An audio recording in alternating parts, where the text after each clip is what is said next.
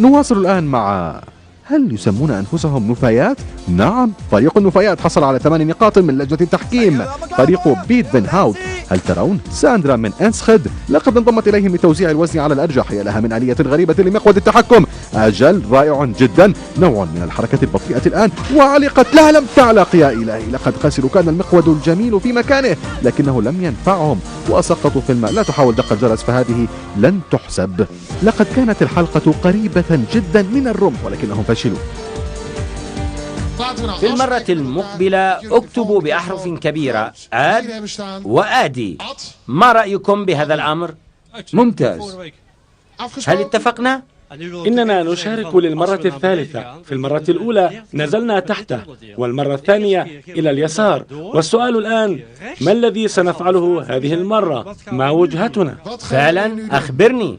سنذهب إلى اليمين أو سنتجه فعلا إلى الرمح؟ لا، فقط اتجهوا إلى الرمح يا آد وآدي.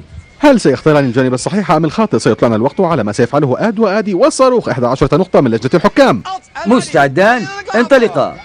من برابنت ويخرجان دوما بشيء جيد. آد، إنك تتمايل على ما يبدو. آد، اثبت يا آد. كيف تجري الأمور مع ذلك؟ نعم، بالإضافة إلى ذلك ومجددا إلى الجانب الخاطئ وإلى الماء مباشرة. انتبهوا لغطسة آد وآدي. دعونا نشاهد ذلك مجددا. لم ينهي على ذلك بالطبع. انقلابة أمامية وكالبجعة التي تشرف على الموت.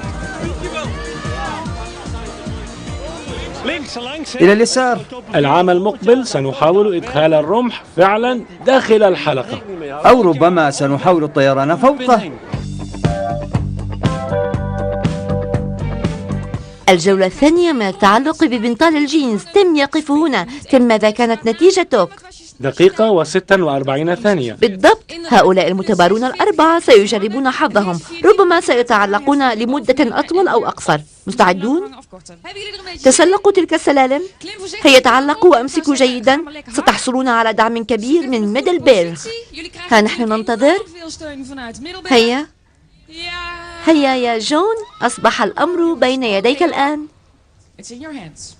هل أنتم مستعدون؟ هيا.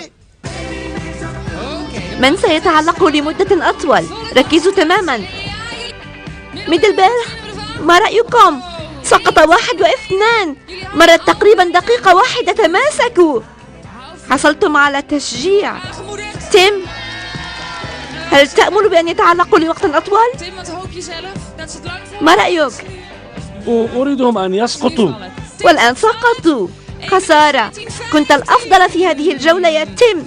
والآن سنكتشف ما الذي سيفعله المتبارون اللاحقون. تابعونا، لا تذهبوا. سنعود مجددا إلى لعبة الممر الرملي. دعونا نشاهد نتائج فريق بورخ لمسل من أوفرسيل في المقدمة، وأتساءل إن كان سيحقق أحدهم زمنا أسرع. دعونا الآن نتابع المتبارين الجدد. ومجددا حمولة كاملة في هيرمن. إن هذا الفريق من نيدرفيرت. هناك 4 أشخاص في المركبة. 4 عدد كثير، ولكن هناك 3 أشخاص يبدلون الدواسات. وفي المنتصف يواجه أحدهم بشكل جميل. من الممكن حدوث شيء جيد، من الممكن حدوث ذلك. نعم، رائع جدا، ولكن يا إلهي لقد خسروا. لم تدخل الحلقة في الرمح. لا تحاول يا صديقي. أندري، في الماضي شاركت وكنت أصغر المتبارين وكان عمرك 14 عاما. أما هذه فعمرها 2 شهران ونصف. هذا غير مسموح. لا يمكن أن تشترك. ولكن من الممكن أن تبقى، فنحن نتفاءل بوجودها. تتفاءل بوجودها؟ أجل، وأنا أحبها. فعلا إنها طفلة جميلة ورائعة. إنها هادئة، دائما نائمة. أتساءل كيف يحب الأطفال الرضع بيرت. دعونا نشاهد الآن فريق المعدة الكبيرة. تبدو مركبة جميلة وسنرى ما الذي سيفعلون. حسنا، لقد انطلقت. إن الدواسات تسير على ما يرام والمقود يبدو عصبيا جدا. إلى الأعلى باتجاه الرمح. رائع جدا. وأسر التقدم. نعم، لقد علقت. ودقوا الجرس الآن. نعم، لقد دقوا الجرس. 11 ثانية و81 جزءا من الثانية. سريع بما يكفي بالنسبة لفريق المعدة الكبيرة. ما هذا ولد الجميل. هذه المركبة جميلة أيضا يا شباب. لحام جميل دائري. فريق كريستيان يانسن من دورن. مجموعة أخرى من برابنت أيضا. 2 في المركبة ومارتن على ظهرها. حسنا، عادة لا يتحرك بسرعة. ما الذي فعله الوالد؟ يمكنني سماع ما تقوله. حسنا، لقد دق. نعم، لقد جرس. نعم، رائع جدا وتوقيت جيد أيضا. يمكنكم رؤية ذلك في الإعادة. يمكنكم رؤية الرقص الإيقاعي. لقد انتهى بهم المطاف بتأخير عدة أجزاء من الثانية عن الجرس. 9 ثوان و50 جزءا من الثانية، زمن جيد أيضا لا بأس به. والآن مع فريق جديد، ماركو بارانيك. ماركو من هاكسبرغن الذي يتقدم للمشاركة دوما بمركبة سريعة، وها هو هنا مجددا ومركبة سداسية السرعة ولكنه مسجون في داخلها. إنه يجلس هناك كعصفور في قفص ويبلي بلاء حسنا رائع يا ماركو. ودق الجرس، نعم دق رائع جدا. 10 ثوان و81 جزءا من الثانية.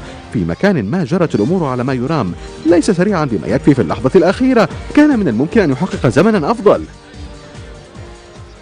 كانت تتأرجح على الممر. كان علي تصحيح ما يلزم.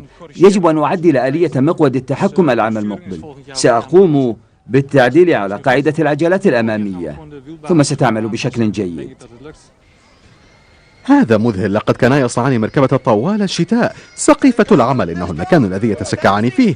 هذان الشابان من هناك بالتأكيد، وبالتأكيد يتعلق قارع الجرس في الأمام بشكل جيد. تجري الأمور على ما يرام، هذا ما أردت قوله، ولكنها لا تجري على ما يرام إطلاقا على ما يبدو. أو لم يعلق بالرمح.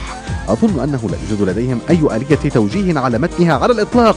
لم يحتاجوا إلى التوجيه، ليس ضروريا. والآن من أولدنزال، تيس فينمان الولد الوحيد الذي سينزل عن المنصة. إنه يعمل في شرطة سكك الحديد. إنها مركبة جميلة وصغيرة وفيها آلية الدحرجة. يجب أن ينجح، وقد فعل على ما يبدو. لا لم يفعل، لم تعلق بالرمح أيضا. من الذكاء الوصول إلى هذه المسافة، ولكن للأسف لم ينجح ذلك.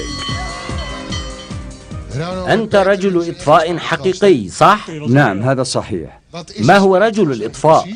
شخص يحب الإخماد ويحب الحرائق. حسنا، شخص يحب إخماد الحرائق. هذا هو. لقد صنعت مطفأة حريق كاملة. لقد أوقفناها جانبا. لدي سؤال مؤلم واحد. أظن أن نصفها مصنوع من مواد مسروقة. إنك على حق. إن الهيكل من آلة جز العشب، وحصلنا عليها من الجيران. لقد تمكنا من الاستفادة منها فعلا، لذا استعرناها. حسنا، والآن يعلم الجيران أين آلة جز العشب. إنها مخبأة تماما. إنها استعارة. ولكن سوف يستعيدونها بالتأكيد. حسنا. كأجزاء. هل ستعمل؟ نعم. حقا؟ لنرى.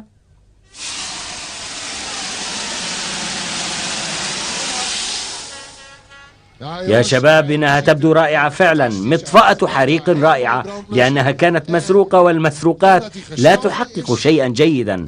على الأرجح لن تحقق الزمن الأسرع. انتظر لترى. واثق. ربما هناك مشغلات صواريخ على متنها. سنرى بعد قليل. رود الأكبر جالس فيها. إن هذين الرجلين من دوتنخم. سنرى ما الذي سيفعلان. هل سيحققان زمنا جيدا؟ وانطلق. ينبعث منها دخان. يا إلهي، إنها مذهلة مثيرة حقا. نعم، يقترب إلى الأعلى، يقترب المنصة وصعد بها، لكنها لا تعمل. دق الجرس. 11 ثانية و81 جزءا من الثانية. انظروا، تجري المناقشة التقنية الآن. لقد حصل الفريق على علامة جيدة من لجنة التحكيم. انظروا، إن البخار ما زال ينبعث من المركبة. لم ينجحوا بتحقيق الوقت الأسرع، ولكنهم نجحوا على الأقل أفضل من غيرهم. سننتقل الآن إلى النتائج. بورخ ليمسل من رومسون في أوبرسيل في المقدمة. إنها نتيجة جيدة. أتساءل إن كان أحدهم سيحقق نتيجة أفضل. ها قد أتى الطلاب من درونتون. خشخشة وطقطقة. إنهم طلاب زراعة من كلية ستاوس. إنها بالكاد تسع لهم الأربعة. وانظروا إلى المقود الذي في المنتصف. إنه لا يضيف الكثير، مجرد عصا تحكم. لقد سقطت السلسلة. انظروا إليها.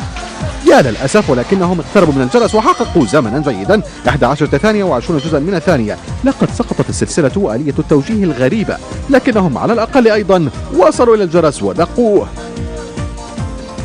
تبدو هذه جيدة. 15 نقطة من الحكام. إنهم طلاب ماركيزادي يدرسون الميكانيكا الآلية. لقد صنعوا سيارة جميلة، حتى نكون صريحين إنها تسير بسرعة من البداية على عصا المقود وبسرعة إلى الجرس. حسنا، أسرع أسرع أسرع. لقد صعدوا إلى الأعلى ودخلت الحلقة في الرمح ودق الجرس رائع جدا. 10 ثوان و65 جزءا من الثانية. إنه إنجاز جيد، لأنه مع سيارة كهذه، مع كل الأمور التي تغطيها، ليست المحاولات السهلة. والآن فريق الاتحاد الشخصي يشاركون بشكل سنوي منذ 10 سنوات. إن هيكل المركبة عبارة عن سرير مستشفى. إنهم متحمسون جدا. انظروا إليه ينظر إلى ذلك. تذهب إلى الجانب بسرعة، ليس بسرعة إلى الجانب. اثبت، يجب أن تقف في المكان الصحيح. حسنا، وفعلها. 11 ثانية و9 أجزاء من الثانية. ليس السرير الأسرع في العالم بالطبع. لا يجب أن تسرع في سرير على كل حال، ولكنه نجح. والآن الكثير من المتعة مع هذه المركبة. الفرسان الملونون من روملدام لقد حصلوا على 13 نقطة من الحكام.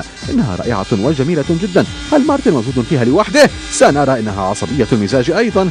لقد فقد الدواسات. يجب أن تخطو الآن. إن السرعة ليست القضية هنا، ولكن السائل إن كانت ستصعد إلى الأعلى. حسنا، صعدت ولكنها سقطت في الماء. لم تدخل الحلقة في الرمح أيضا. إنه ملفوف بذلك الحيوان، لا يمكنه رؤية أي شيء، ومع ذلك يحاول الصعود إلى الأعلى وقرع الجرس. حسنا، لقد اقترب. يدعس على الدمية ودق الجرس أخيرا. أهلا. فقد أحدهم نظاراته. جيرارد وأورين. زمن اليوم 9 ثوان وبعض الأجزاء من الثانية. فزتما في العام الماضي بأقل من ذلك. أظن أنه ليس لديكما مشكلة. سنبذل ما بوسعنا ونحقق نفس زمن العام الماضي. سنسعى لذلك. حسنا، إنكما المدافعان عن اللقب. لقد فزتما عام 2002. سنشاهد ونرى إن كنتما ستفوزان هذا العام. 9 ثوان و23 جزء من الثانية لبروخ ليمسل من روسوم، وزمنهم الأسرع. لا خوف. الفائزان العام الماضي من بلادل. اسم جميل، لا خوف. مجددا في أعلى المنصة سوف أبدأ تبديل الدواسات عند شارة البداية، وأحاول الهبوط بأسرع ما يمكن، فكل ثانية محسوبة. والآن مباشرة إلى الهدف وإلى الجرس. نعم، نتيجة جميلة. 8 ثوان و76 جزءا من الثانية. مذهل، زمن سريع. إنه لحظ كبير حدوث ذلك مجددا بعد عام. يمكنكم التأكد مما ترونه هنا في الإعادة. انظروا بأناقة إلى الرمح، ولا شيء يوقفها. لا عجلات في المياه. وبسرعة إلى الجرس. تنسيق رائع بين المشتركين. 8 ثوان و76 جزءا من الثانية. الزمن الأسرع. أتساءل إن كان أحدهم سيحقق زمنا أسرع منهم. دعونا نستريح قليلا مع الغارقين. سيكونون سريعين أيضا على ما يبدو. إنهم من أمستفن. الكثير من الأمور لم تجري على ما يرام خلال التحضيرات، ولكنها تبدو ثابتة جدا. المركبة مملوءة بحمولة ثقيلة وإلى الماء مباشرة. لم ينجحوا. لقد خرج منها. سأخرج منها لو كنت مكانك أيضا. إن الآخرين ليسوا مسرورين بذلك، لأنه خرج وانحرفت المركبة بأكملها إلى اليسار. أين تهرب؟ والآن دعونا نتابع. أنها تبدو قوية أيضا. إنهم من مدينة بيست. 6 متبارين من هيزيلار، وقد استخدموا بقايا العام الماضي. شذبوها قليلا، والآن جميعهم سينزلون إلى الممر. هل سيحققون الأفضل؟ سنرى بعد قليل. إنهم سريعون حقا، لكن هل سيصلون إلى الجرس؟ سنرى. إنهم سريعون، نعم، ولكن في الماء مباشرة. 3 أشخاص يبدلون الدواسات. كان ذلك جميلا. انظروا إلى ذلك. ما زالت العجلات تدور في مكانها. يراودني شعور بأنهم فقدوا شيئا. انظروا إلى الإعادة. لم يكن السائق يقوم بالتوجيه بشكل جيد. كان يفكر في شيء آخر، يبحث عن الحظ ربما. أهو ذا، لن تعثر عليه هنا.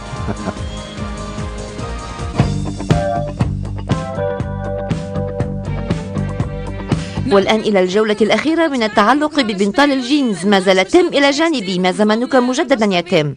1 دقيقة و46 ثانية. يجب أن أتأكد إن كنت تعلم نتيجتك. ما الذي تطمح إليه؟ الفوز. والسبب؟ الفوز جميل. أتعرف جائزتك؟ مجموعة هدايا. نعم، إنها ملابس جميلة لجميع أفراد العائلة. اذهب لتجهز نفسك، وسنعود للعبة بنطال الجينز مرة أخرى. هيا تيم، سنقف جميعنا هنا. جون، هل بنطالك جميل ومرتب؟ نعم. إذا تفضل بإطلاق إشارة البداية. هل أنتم مستعدون؟ هيا. هيا. هل تريدون تشجيعا؟ هل ستحتاجون إلى ذلك؟ لا تستسلموا. إن الإطفائي الأول نزل على الأرض. لن يستخدم خرطوم المياه بعد الآن. لا تضحكوا يا شباب، لا تشتتوا انتباهكم. 1 و15 ثانية. واصلوا التمسك. 1 و23 ثانية حتى الآن. تماسكوا. واصلوا التعلق. ولقد سقط. دعونا نرى. 1 و40 ثانية. هذا يعني بأن تيم الواقف هنا هو بطل التعلق ببنطال الجينز. خسارة. نهنئك من كل قلوبنا يا تيم. سأذهب إلى لجنة التحكيم والتي تعلم من الذي سيحصل على جائزة أفضل تصميم. في غضون ذلك تمتعوا ببعض اللقطات الرائعة من هذا اليوم في لعبة الممر الرملي. تابعوا الآن. إن الأمر ممتع دوما يا بيرت، فهناك الكثير من الضحك، ولكن من ناحية فنية يوجد التحدي أيضا للقيام بما عليه فعله عبر الممر لينتهي بهم الأمر أمام الجرس ويقرعوه. ولكننا نتمتع أيضا بهؤلاء الأشخاص الذين يحسنون صنعا في محاولاتهم وبشكل سلس. يجب أن يكون اللحام أفضل العام المقبل. فالكثير من المركبات تحطمت هذا العام.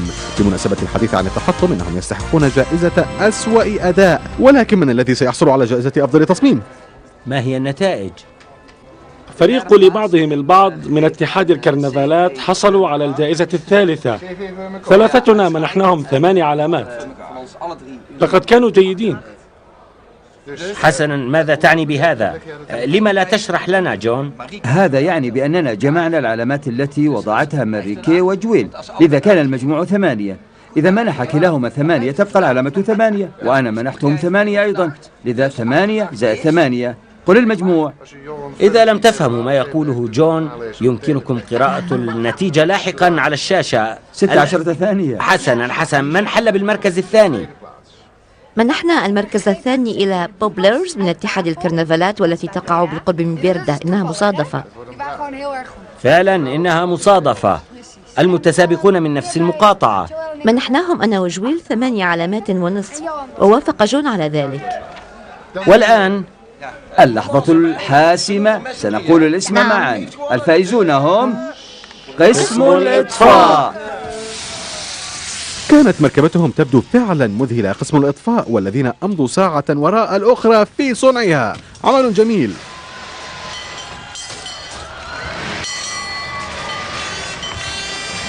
المتطوعون من قسم الإطفاء فازوا بجائزة أفضل التصميم. بالتأكيد الفريق يدعى بلا خوف حققوا نجاحا بزمن مميز، لذا كانوا الفريق الأسرع. دعونا نشاهد محاولتهما مجددا، سارت بشكل جيد، ومجددا نرى ذلك التنسيق. دعونا نتابع هنا. جمع السرعة على الممر وتوجه أمام الرمح، وتبقى لديهما سرعة كافية لدفع الرمح داخل الحلقة وإلى الجرس. إنها لعبة الممر الرملي. أعتقد أن البرنامج قد انتهى، وإلى أن نلتقي مرة أخرى لكم من فريق برنامج في البر في البحر في الجو، أطيب المنى وكل المحبة.